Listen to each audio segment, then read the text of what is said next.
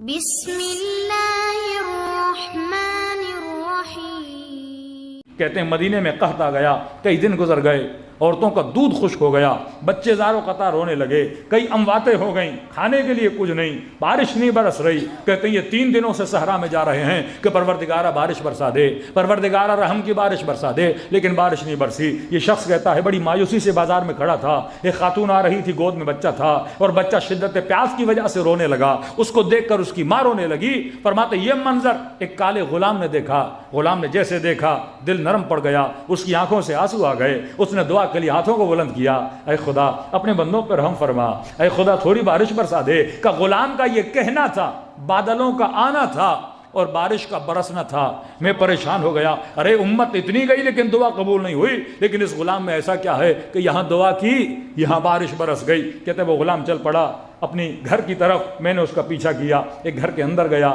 دروازہ بند ہوا، میں نے آ کر دروازے پہ دستک دی، کنیز دروازے پر آ گئی، میں نے کہا کس کا گھر ہے؟ علی ابن الحسین کا گھر ہے، زین العابدین کا گھر ہے، سید الساجدین کا گھر ہے، کہ آپ کو کس سے کام ہے؟ کہ کالا غلام کے گھر کے اندر گیا ہے، اس سے ملنا چاہتا ہوں۔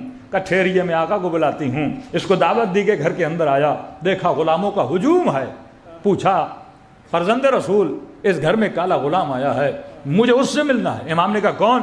سارے غلاموں کو بلایا، اس کی نگاہ اس غلام پہ پڑی، کہنے لگا علی ابن الحسین جو قیمت بولو اس غلام کی دینے کے لیے تیار ہو۔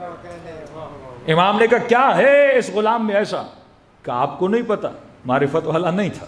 چوتھے امام کو کہے کہ آپ کو نہیں پتا، یہ بڑا صاحب کرامت ہے، ابھی میں نے بازار میں دیکھا، اس نے دعا کی، چند لمحے نہیں گزرے تو بادلوں نے آنا شروع کر دیا اور بارش برسنا شروع ہو گئی۔ امام نے مسکرا کر غلام کو دیکھا کہ کب سے یہ کرامتیں دکھلانے لگے، کب سے یہ کرامتیں دکھلانے لگے؟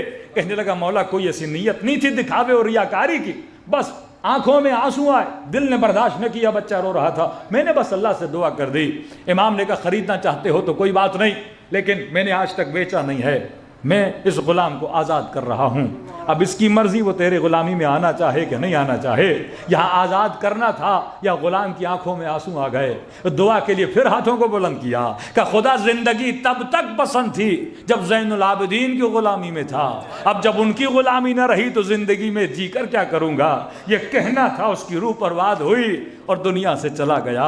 یہ وہ غلام تھے جن کی آقا سے اتنی محبت تھی، امام نے 20,000 کے قریب غلام خریدے اور غلاموں کو آزاد کیا۔ یہ معصومین کا ہڈن ورک تھا جو شیعوں کو نظر نہیں آتا، انہوں نے بڑی ترتیب دی، ان کی تربیت کی، اس قدر ان کو مضبوط کیا، ان کو صاحب بصیرت بناتے تھے کہ دشمن کا مقابلہ کیسے کرنا ہے۔